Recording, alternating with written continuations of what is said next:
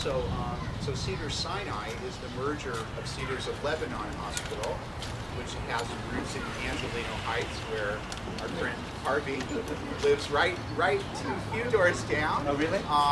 This is Harvey Shields, a resident of Angelino neighborhood, and also the largest Orthodox synagogue on the west coast of its day.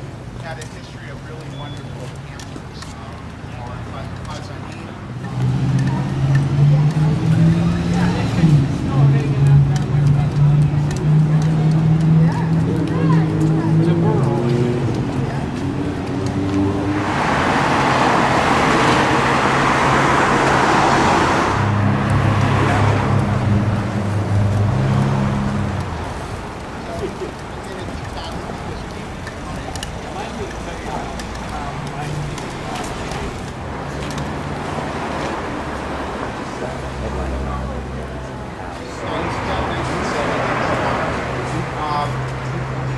This site was the first Jewish community center in Los Angeles, the Solo Mission adjacent.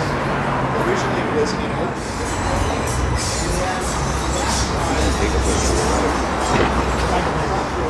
And then that style of architecture. Toriano was a student of Schindler and Neustadt, who are primarily of modern architecture in Los Angeles.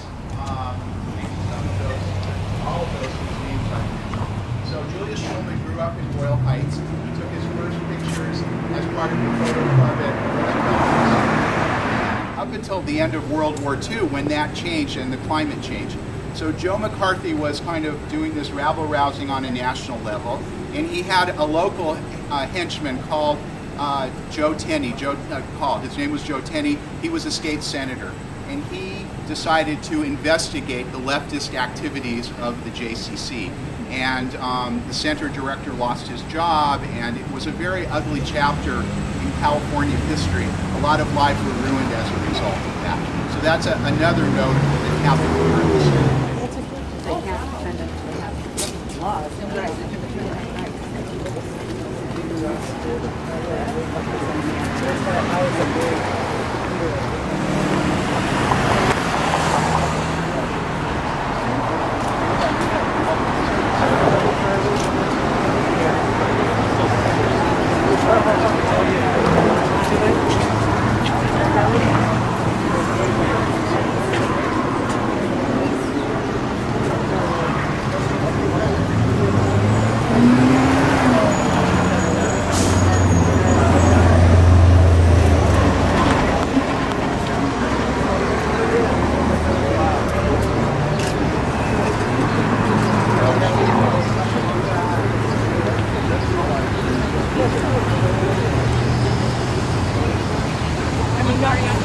Near Mariachi Plaza.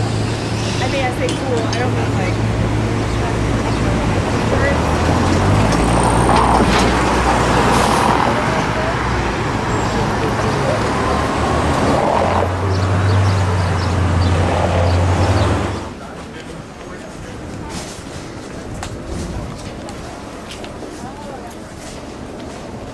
Okay, so this is a picture of it. Sorry for the low tech, but bear with me a second. You saw some merchandise on them or records? I don't know. You know what? I must have dropped them at the Shul. I brought a picture of what Phillips music looked like. I want you to see it. This is a very tiny version which you can't really see, but that's this Sun merchandise store. That was Phillips music, but see if Bill Phillips, who was the owner of the store, told me that one day two little Mexican girls came in. They said they wanted that new record of Tico Tico. The clerk asked if they wanted the Tico Tico by Xavier Cugat. No, not that one. The one by Tito Puente? No. The one by Miguelito Valdez? No. But this struck a nerve. One of the little girls said, I know, we want the one by Miguelito Katz. So, there was a American Jewish entertainer named Mickey Katz. Who's heard of Mickey Katz? Okay, and who was Mickey Katz? Singer. Okay, what kind of songs did he sing? Almost comical. takes of songs. Right, so Yeah, he did kind of like parodies of songs. Exactly, He would mix English and Spanish and Yiddish, and he would do parodies of all kinds of different songs. There was a nightclub called the Bandbox on Fairfax, and he used to entertain there. He would just entertain in other places, and his records are still available. In fact, Josh Kuhn did a whole book about Mickey Katz and his music. And Mickey Katz knew Bill Phillips. Bill Phillips came to this neighborhood in 1935, 1936. He was originally from the story. Do you want to? Yeah. So he started the store in 1936, and he came here. He originally was in Long Beach, and then he met a girl from Boyle Heights, became his wife Anna, and he opened his store here. And I'll just read from this article that appeared a few years back. Grand Performances downtown did a whole evening about Phillips music. It was a quite remarkable event, and this is about that event. It says that at the time, in the 30s, 40s, and 50s, it was a neighborhood where Jewish and Mexican cultures mixed. In fact, one of the pictures that his son, Bruce Phillips, who's a professor at Hebrew Union College, gave to us, it's a picture of his father standing at the showcase inside the store. And I said to Bruce at the time, did you ever notice what was in the showcase? And he said no. Now, of course, he talks about it, but at the time he said no. I said, look carefully at the photo. There's a record album, and it says Jewish dances on one side, and then next to it is a record album that says Mexicana folklore. And so right there it showed kind of in his merchandise, but it was more than that. It was a musical meeting ground that helped spawn wonderfully original sounds. And so many artists would come to Phillips Music, and they would play, they would check out other music. Do you remember it? Oh yeah, I played trumpets, so I bought my trumpets from here, and yeah, it was an incredible, big store. And then Kenny Sporting Goods came in later, and he gave us shoes and supported all the stuff at Roosevelt, the athletics. So Kenny Sporting Goods is another part of the wonderful legacy of this store.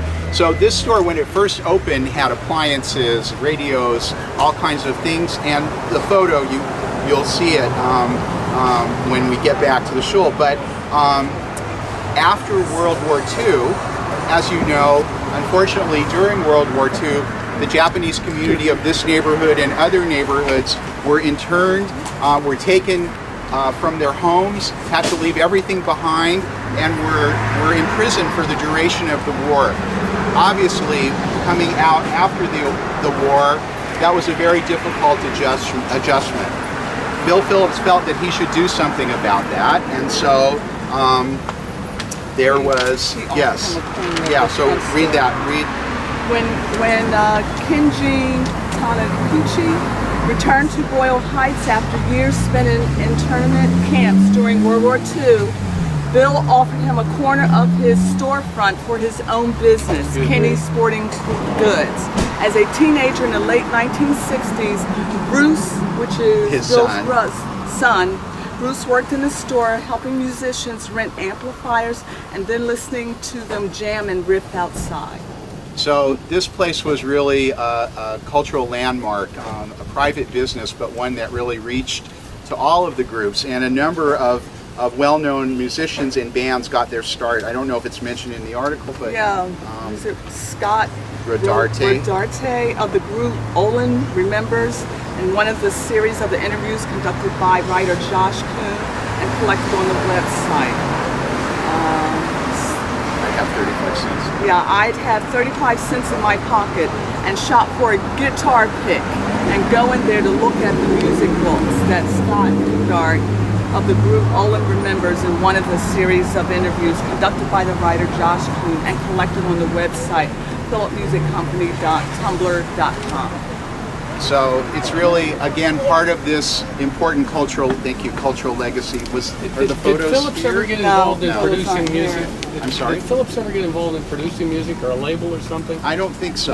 No? I think he just was kind of, That was Sam yeah. Phillips. yeah, Sam Phillips. Yeah. Oh, that's but- what. Yeah. Yeah, Sam Phillips down south. Records. So we have to head back, and we'll hear more from Josh. If we had some time, and if they were open on Sunday, We would have gone down just a little bit down the street to Candela's music store. Yeah.